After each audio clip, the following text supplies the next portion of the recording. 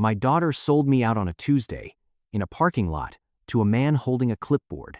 I didn't find out until the next morning. That's the part that still gets me, that there was a whole 12 hours where I had no idea my 6-year-old had handed my entire broken heart to a soccer coach named Theo, and I just went about my life packing lunches and folding laundry like a woman whose secrets were still her own. I'm Nora Bennett. I'm 31. I'm a dental hygienist, and I cry in my car after I drop my daughter at school. Not every day, but enough days. I'd gotten very good at it, the kind of crying you can do in 90 seconds flat and fix with the visor mirror and a tissue from the glove box before you pull out of the lot. Efficient crying. Single mom, crying. The kind nobody's supposed to see. Apparently somebody saw. Mom. My daughter Pippa, age 6, buckled into the back seat that Tuesday afternoon. Sun-flushed and grass-stained from soccer practice. I told Coach Theo a secret. Did you, baby? Buckle up. It's about you. I wasn't listening. I was merging. I told him you cry in the car. I nearly took out a shopping cart. You what? I looked at her in the mirror. She was completely serene, swinging her cleats, a child with no concept that she'd just detonated a small bomb. Pippa, why would you tell him that? He asked if I was excited for the weekend, and I said, sort of. And he asked why, and I said because weekends are when you cry less, but Tuesdays, you cry more, and he got a funny face. She shrugged. I told him it's okay, because you fix it with the mirror really fast. I told him you're really good at it. Oh my God. Was that not a good secret? I gripped the wheel. It was a private secret, Pip. Secrets like that are private. You never said. She had me there. I'd never said. Because I'd never imagined I'd need to say times, please don't tell your soccer coach that mommy weeps in the Honda. There's no parenting book chapter for that. What did he say? I asked. Because I'm a masochist. He said, thank you for telling me, Pippa. And then he wrote something on his clipboard. He wrote it down? On the clipboard. I spent that entire night composing apology texts to a man I'd exchanged maybe 40 words with across 6 weeks of Saturday morning youth soccer. Hi, Coach Theo. So sorry about whatever my daughter kids say the wildest. Please disregard times I deleted all of them. Because what do you even say? Please pretend you don't know I'm falling apart in a parking lot twice a week? I went to bed having decided to just never make eye contact with the man again. That plan lasted until 7:40 the next morning, when I pulled into the school drop-off line, and there he was. Coach Theo. Standing on the sidewalk by the curb, not coaching anything. It was a Wednesday. There's no Wednesday soccer. He was just there. In a quarter zip and jeans. Holding 2 coffees. Scanning the line of cars like he was looking for someone specific. He was looking for me. Let me back up and tell you who Theo was at that point, which is to say, barely anyone. He coached the under-7 rec league on Saturday mornings. Volunteer. He was. I'd gathered from sideline gossip, a high school history teacher, mid-30s, single, the kind of coach who made the kids run drills that were secretly games so they didn't notice they were learning. Pippa adored him. Every kid adored him. He had that thing where he crouched down to talk to them at their level and actually listened to their long, boring stories about which dinosaur was the strongest. I knew him the way you know any of your kids' adults. A wave. A great hustle out there. One time he'd told me Pippa had the best attitude on the team and a left foot we're going to have to keep an eye on. And I'd driven home weirdly proud about a left foot. What I had not done was notice anything else about him. I was a single mom with 2 jobs worth of exhaustion, and a daughter and a self-imposed ban on noticing men. Because noticing men was how you ended up like I'd ended up, which is to say, married at 24 to a man named Craig who decided at 29 that fatherhood was not really his speed, and moved to Austin to find himself. He found himself. He sends a card on Pippa's birthday. The card is always late. So I'd retired from noticing. I had a daughter, a mortgage, a route between school and the dental office and home, and a 90-second crying allowance in the car. That was the whole life, and it was a fine life, and it asked nothing of me that I couldn't deliver, and that was exactly how I wanted it. A soccer coach standing at the curb with 2 coffees did not fit in that life. I rolled my window down because I didn't know what else to do. Nora, right? He said, leaning down. Pippa's mom, that's yes. Hi. Listen, I am so sorry about whatever she kids just say things. You really don't have to. I got you a coffee. He held one out. I didn't know how you take it, so it's got cream and sugar on the side. He produced a fistful of little packets from his pocket. I panicked at the gas station. I stared at the coffee. The drop-off line behind me was starting to back up. Why are you? Your daughter told me something yesterday, he said. And I thought about it all night, and I decided the wrong thing to do was nothing. So? He pushed the coffee a little closer. I'm doing a small thing, instead of nothing. You can take the coffee and pull forward and we never talk about it again. That's totally fine. But I wasn't going to be a guy who heard a kid say her mom cries alone in a parking lot and just wrote it on a clipboard and went home. A car behind me honked. I took the coffee because my hands needed something to do. I don't cry, I said, which was an insane thing to say while holding a sympathy coffee. Okay, Theo said. It's allergies. It's Tuesdays are. It's a long story and I'm holding up the line and you are a stranger giving me parking lot coffee, which is weird. I know. I went back and forth on it. He stepped back from the window. Pull forward. You're holding up the Hendersons. But he hesitated, and for the first time, the easy coach confidence flickered into something more nervous, more human. The kids have a scrimmage Saturday. You're always at the games anyway. There's a coffee cart now. The good kind. Not gas station. A breath. Come find me. Or don't. But the offer's a real one. Then he tapped the roof of my car twice and walked off toward the parking lot, and I pulled forward because the Hendersons were in fact honking, and I drove to work with a stranger's coffee in my cup holder, and my entire carefully managed life suddenly off its rails. I did not cry in the parking lot that morning. I was too busy being furious and confused, and though I'd have died before admitting it, noticed. For the first time in 2 years, somebody had noticed me, and it turned out being noticed felt less like an invasion and more like coming up for air after you'd forgotten you were holding your breath. I told my sister about it that night on the phone, because my sister Danny is the only person I tell things to. So a hot soccer coach brought you crisis coffee at the curb, Danny said. And your problem with this is? My problem is my 6-year-old told him I'm a wreck. My problem is he times wrote it down. My problem is I have a system, Danny. I have a whole functioning life, and the system does not have room for a man at the curb with cream and sugar on the side. Is he hot? That's not. Nora, is he hot? I was quiet. Nora, he's fine. He has a face.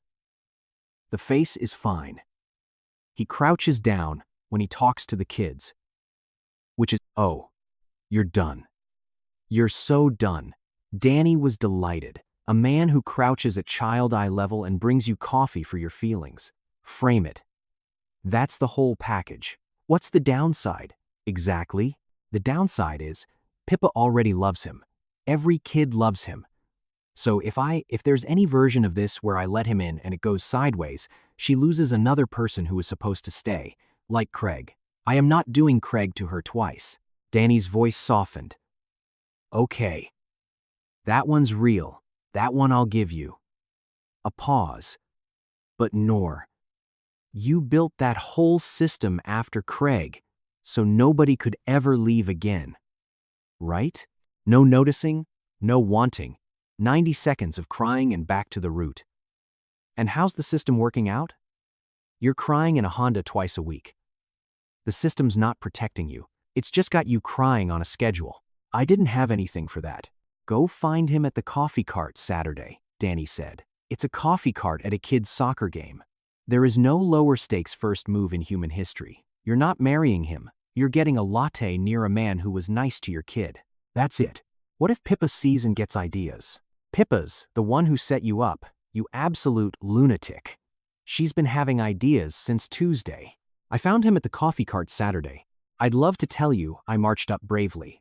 I did not. I hovered near the cart for 10 minutes pretending to be very interested in the muffin selection, while Pippa played defense badly and joyfully on the field behind us. Theo was on the sideline coaching, and at halftime he jogged over to the cart, and we did the thing where two people who've been thinking about each other all week pretend to be surprised to run into each other. Oh, he said. Hey, you came. I needed a latte. It's a coincidence. The latte is the reason, right? The latte, sure. He was fighting a smile and losing. Was it good? The Curb coffee. I worried about the Curb coffee all week. It was gas station coffee. Theo. It was an act of violence. He laughed, a real one, surprised out of him. And a couple of the soccer parents glanced over, and I realized we were being watched and discovered I didn't care. Can I say something that might be weird? He said. You brought me feelings coffee at a Curb. We're past weird. Why Tuesdays? He asked. Pippa said you cry more on Tuesdays. I've been trying to figure out the Tuesday thing all week, and it's driving me insane. And here's the thing I could have deflected. I'm an Olympic-level deflector, but there's something about a man who lies awake trying to decode why your specific sadness has a specific day.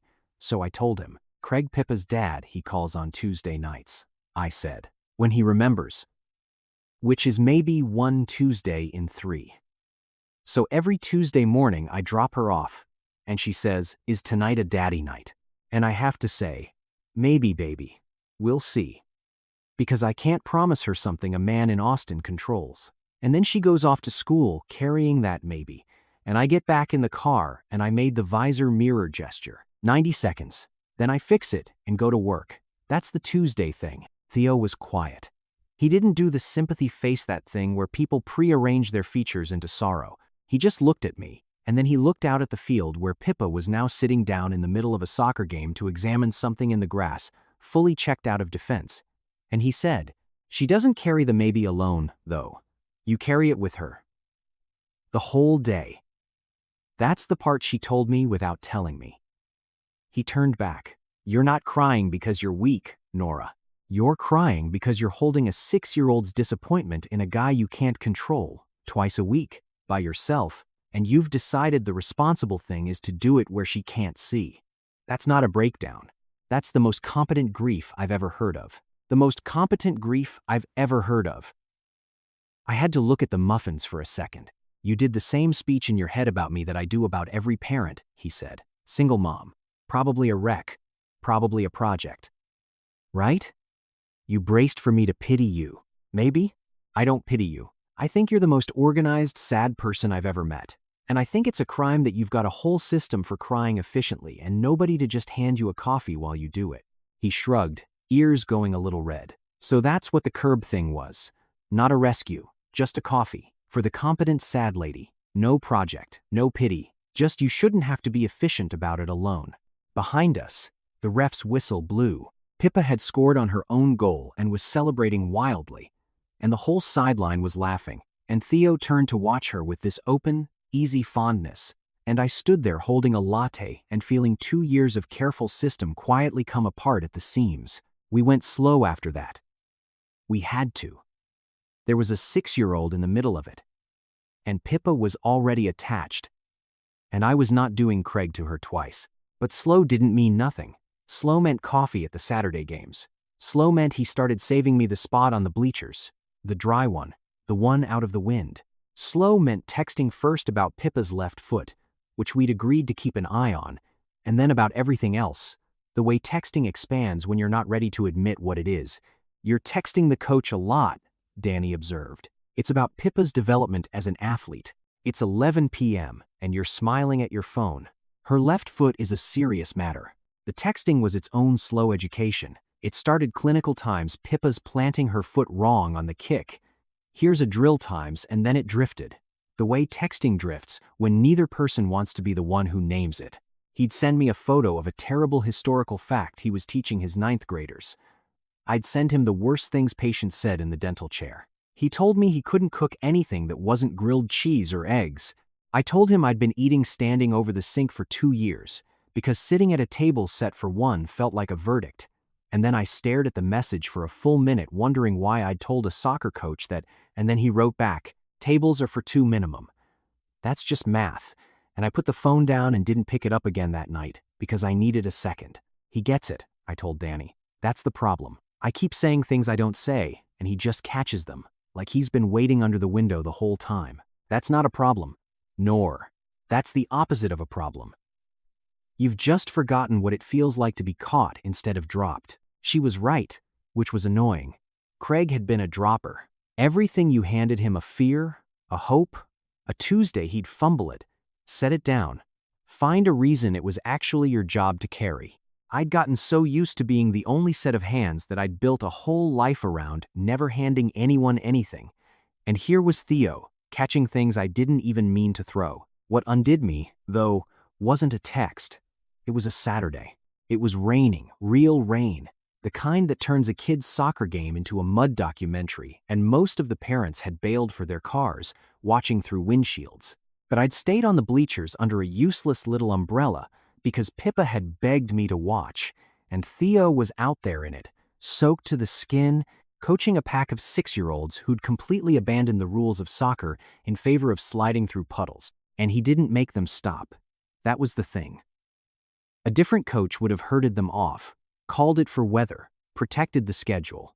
Theo just let them have it, got down in the mud with them, let the game dissolve into joy, and at one point Pippa slid past him, grinning, filthy, ecstatic, and he looked up at me on the bleachers through the rain and pointed at her like, "Look at this, look what we made," and something in my chest that had been locked for 2 years just gave. After, while the kids were being toweled off by horrified parents, he jogged over to the bleachers, dripping. "You stayed," he said, "in the rain." Pippa made me promise. "And you didn't make them stop. It's a rec league for 6-year-olds, Nora. The point isn't soccer. The point is that for 50 minutes on a Saturday, somebody's whole job is to be glad they're there." He pushed wet hair off his forehead. "Half these kids have had a hard week. They're too little to explain. The least I can do is let them slide through a puddle." And I thought, that's it. That's the entire man. Somebody whose whole instinct is to make sure people are glad they showed up. And I'd spent 2 years making sure nobody had to be glad I showed up anywhere. Because being needed felt safer than being wanted. "You're getting the bleachers wet," I said, "because I'm a deflector." "You're smiling," he said. "That's new." "I've cataloged your faces." "That one's new." I hadn't noticed. He had. What I learned about Theo, in the slow weeks between the rain and the porch. He'd been engaged once, in his 20s, to a woman who'd told him 3 weeks before the wedding that she didn't want kids and had assumed he'd come around. He hadn't come around. The wedding came apart. He'd spent his 30s teaching other people's children history and coaching other people's children soccer and telling himself that was enough, that he didn't need his own, that volunteer Saturdays filled the kid-shaped hole fine. The sideline found out before I told anyone, because soccer parents are a surveillance network with snacks. It was Brenda Ostrowski who clocked it first team mom, orange slice coordinator, possessor of the loudest whisper in the county. A few weeks into the coffee cart era, she materialized beside me on the bleachers with the bright eyes of a woman who'd cracked a case. "So," Brenda said, "you and Coach Theo." "Me and Coach Theo what?" "Don't what me. Nora Bennett. He saves you the dry seat. He's saved you the dry seat 4 games running. Do you know what it means in this league when a man saves you the dry seat?" She didn't wait. "It means everything. It means times everything, Nora. It's a seat. It's the Times, Dry Times seat." Brenda settled in, delighted. "I think it's wonderful. I do. After that ghost of a husband of yours, oh, don't make the face. Everyone knows about Austin. You deserve a man who knows about the dry seat." She patted my knee. "Pippa's thrilled, by the way. She told the whole Orange Slice committee that Coach Theo makes Tuesday grilled cheese now." "Is that a euphemism?" "It sounds like a euphemism. It's literally grilled cheese, Brenda." But across the field, Theo glanced over mid-drill and caught me getting Brenda interrogated and grinned, and I felt my face go hot, and Brenda saw it and made a sound like a kettle. It wasn't all warm, though. There's always a Dave. Ours was a dad named Greg, divorced, recently, loudly. The kind of guy who decided the whole institution of marriage was a scam now that his had ended. He wandered over to the coffee cart one Saturday while Theo and I were doing our pretend coincidence thing and said, with a chuckle that had teeth in it, "Careful, Coach. Single moms come with baggage. Am I right? Whole package deal. Kid, X, the works. Brave man." A month earlier that would have landed in me like a hook. Baggage. Package deal. The works. It was the exact thing I'd been telling myself for 2 years, that I was a complicated ask. A lot. A project nobody sane would take on. But Theo didn't even let it sit in the air. "She's not a package deal, Greg," he said. "Easy, not unkind, handing me my latte. She's a person who happens to have the coolest kid in the division. The baggage you're describing is just a family. That's what a family is. He took a sip of his own coffee. You doing okay, man? You seem like you're having a rough one. And that was the kill shot. Weirdly, the kindness. Greg had come over to be cynical at us, and Theo had just asked if he was okay, and Greg deflated, mumbled something, and wandered off, and Theo turned back to me like nothing had happened. You didn't have to do that, I said. Do what? You're not baggage. I wasn't going to stand here and let a sad man call you baggage. He shrugged. Also, he's projecting. His divorce is 4 months old. He'll be fine. He just needs to stop saying baggage at coffee carts. On the walk to the car, Pippa already running ahead, I leaned into his side. You didn't flinch, I said. When Greg did the baggage thing, I flinched. I always flinch. You flinch because someone taught you that you were a lot. He said it gently. You're not a lot, Nora. You're just more than the last guy could hold. Those aren't the same thing. He bumped my shoulder. Greg can't tell the difference. That's a Greg problem. We went slow after that. We had to. There was a 6-year-old in the middle of it. And Pippa was already attached, and I was not doing Craig to her twice. But slow didn't mean nothing. And does it? I asked him one evening. We were on my porch, Pippa asleep inside, the slow having graduated to porch sitting after she went down. Feel it? No, he said, easy. Like he'd made his peace with the honesty, even if not the fact. It takes the edge off. But your daughter scored on her own goal 3 weeks ago and celebrated like she'd won the World Cup. And I laughed so hard I had to turn away so the parents wouldn't see. And on the drive home, He stopped. I don't fill the hole. I just got real good at coaching around it. That's the saddest thing anyone's ever said on this porch. Your porch is new to me. Give it time, I've got sadder. I laughed. And then I didn't, because he'd reached over and taken my hand. Slow, giving me room to pull back. And I didn't pull back, and the porch got very quiet. Nora, he said, I'm going to say a true thing, and I need you to let me finish before you do the deflecting thing, which I've now seen you do enough times to name. I don't have a deflecting thing. You have a whole deflecting thing. It's mostly about muffins. He turned to face me. I like you. I'm not in this for a Saturday coffee buddy. I like you the entire way. And I like your kid, who I liked before I ever noticed you, which is how I know it's not some single mom savior thing. He took a breath. I'd like to take you to dinner. A real one. No clipboard. No coffee cart. And I know that's complicated because of Pippa. And I know you've got a system. And I know the last guy taught you that wanting things gets you hurt. But I'd rather risk it and tell you the truth than be a coward who keeps it to muffin talk forever. My heart was doing something loud and stupid. What if it goes wrong? She already loves you, Theo. If you and then I'll still coach her soccer, he said. I'll still crouch down and listen to her dinosaur facts. I'm not going to Austin, Nora. Whatever happens with you and me, I'm not a man who leaves a kid he said he'd show up for. That's the one promise I can actually make. The rest is a risk. But that one's solid. And that was the thing that did it. Not a promise about us, promises about times. Us times are cheap, and we both knew it. A promise about times her. That whatever the two of us turned into or didn't, he wouldn't become another disappearing man in my daughter's life. I'd been bracing for 2 years against another Craig, and here was a man telling me, plainly, that the worst-case scenario still had him crouched at child height every Saturday, listening to dinosaur facts. Okay, I said. Okay, dinner, a real one. I held his hand a little tighter, but I'm warning you now, I'm a deflector, and I order the most expensive thing on principle, and I will absolutely cry if the night goes well, because apparently that's just a thing I do now, on Tuesdays, and at nice dinners both. I'll bring the visor mirror, Theo said. I kissed him on my porch with my daughter asleep inside, and it was the least efficient thing I'd done in 2 years, and I didn't fix it fast afterward, and I didn't want to. When we finally pulled apart, he kept his forehead against mine, and for a second neither of us said anything, and the porch was quiet, except for the cicadas and the sound of 2 people who'd both decided to be brave at the same time. Can I tell you the thing I'm actually scared of? He said. Not the Pippa thing. The other one. There's another one? There's always another one. He pulled back enough to look at me. I'm scared you'll let me get close enough to be useful, and no closer. The guy who does the Tuesday grilled cheese, saves the dry seat, coaches the kid but never actually gets to be a times person times to you. Because that's the safe version, right? Keep me at arm's length. Let me help. Never let it cost you anything. His voice went quieter.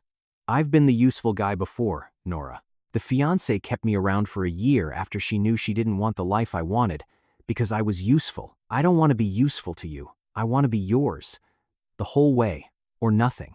I'd rather be nothing than useful. It landed somewhere I wasn't ready for, because it was the exact thing I'd been planning without admitting it. The arm's length version. The keep him for the grilled cheese version. The version where I never had to actually risk anything. I do that, I admitted. The arm's length thing. I was probably going to do it to you. It's how I kept Craig from being able to hurt me at the end. I made him useless to me before he could leave, so the leaving wouldn't cost anything. I made myself hold his eyes. But it meant I was alone inside my own marriage for a year before he ever got to Austin. So, I took a breath. I don't want to do the arm's length thing with you. I'm scared not to. But I don't want to. Then don't, he said simply.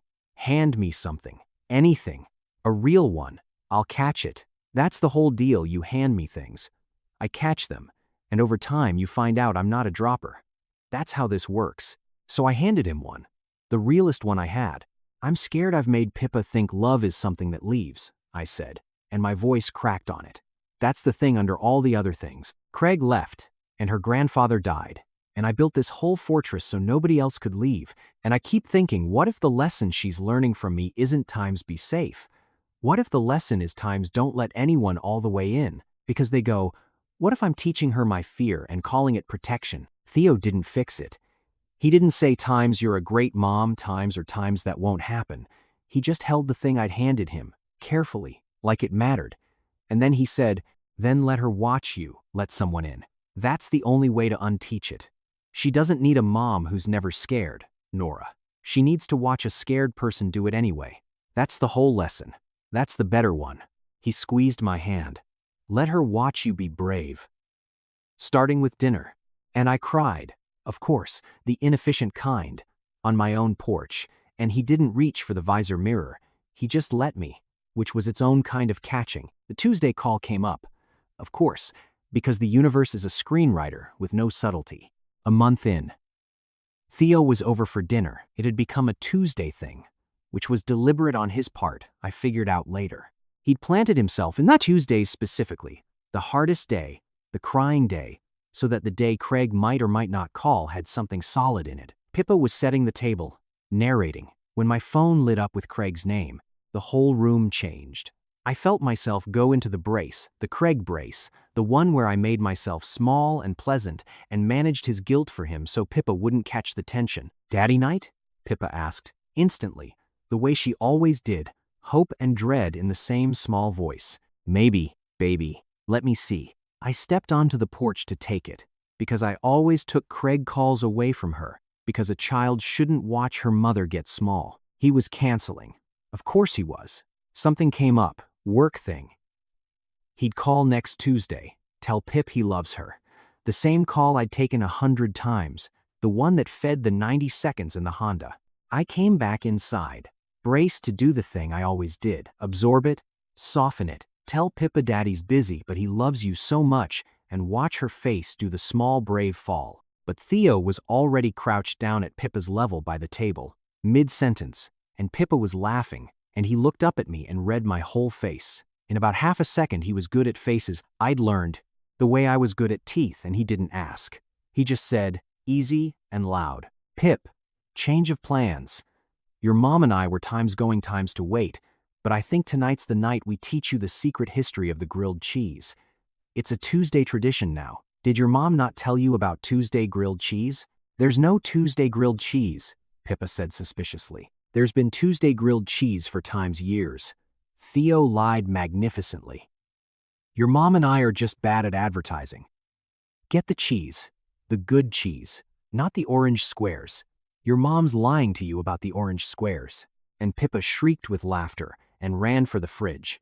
The maybe daddy night already forgotten, replaced by the towering urgency of Tuesday grilled cheese, and Theo straightened up and crossed to me and said, low, bad one, cancellation. Next Tuesday, he says. He won't. You okay? I think I am, actually. And I was. Because for the first time in 2 years, the Tuesday disappointment had landed in a room with another adult in it, an adult who'd seen it coming and built a grilled cheese tradition out of thin air to catch my kid before she fell. I wasn't holding the maybe alone anymore. Someone was holding the other end. I did not cry in the Honda the next morning. I didn't have to. The 90 seconds had finally found somewhere else to go. That was 2 years ago. Theo still coaches the rec league, though Pippa's aged up to under 9 now and has, in fact, a left foot we did have to keep an eye on. She's the best defender in her division and credits Theo, and also, inexplicably, the strongest dinosaur, whose strength she believes is contagious. We did it slow the whole way. He didn't move in for a long time.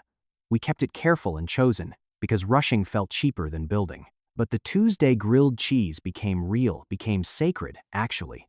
A thing Pippa would riot over if we skipped it. And somewhere in there, the Tuesdays stopped being the crying day and became the good day, the grilled cheese day, the day with the most solid thing in it instead of the least. Craig still calls when he remembers. One Tuesday in 3, maybe. But here's what changed. Pippa doesn't carry the maybe alone anymore, and neither do I. When the call doesn't come, there's a man crouched at her level inventing traditions. And when it does come, he hands her the phone and makes himself scarce with a grace that costs him something I don't think he'll ever say out loud. Last Tuesday, Theo proposed. In the kitchen, over grilled cheese. He got down on one knee on the linoleum, and Pippa screamed so loud the dog 2 houses over started barking. And he said something I didn't fully hear because I was already crying, properly crying. The inefficient kind?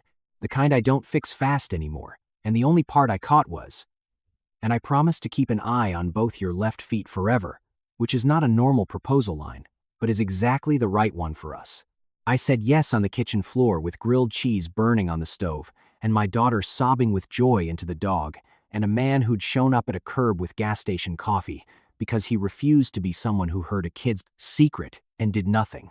I keep thinking about the clipboard. He wrote it down, Pippa said. He wrote down times her mom cries in the car. I used to be mortified by that clipboard. Now I think it might be the most romantic thing anyone's ever done for me that a man heard the smallest version of my sadness, secondhand, from a 6-year-old, and instead of letting it slide off him the way the whole world lets single moms slide off, he wrote it down so he wouldn't forget, so he'd be standing at the curb the next morning with 2 coffees and a fistful of sugar packets. Sometimes the bravest person in the whole story is the 6-year-old who has no idea secrets are supposed to stay secret. Thank God for that. What would you have done if your child told someone the secret you'd been keeping, the one you cried about in private, and the next day that person showed up determined not to let you carry it alone? Have you ever had someone notice the version of you that you'd worked so hard to hide? Tell me your story in the comments. If this one got you, leave a like, subscribe, and I'll see you in the next video.